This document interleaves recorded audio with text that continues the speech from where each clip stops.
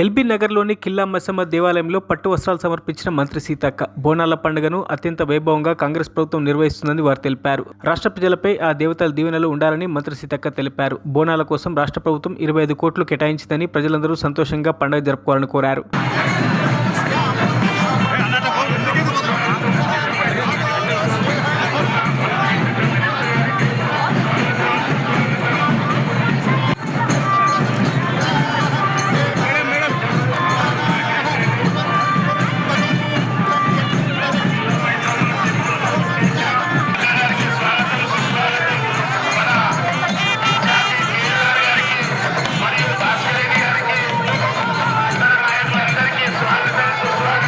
మరిన్ని అప్డేట్స్ కోసం మా ఛానల్ని సబ్స్క్రైబ్ చేయండి.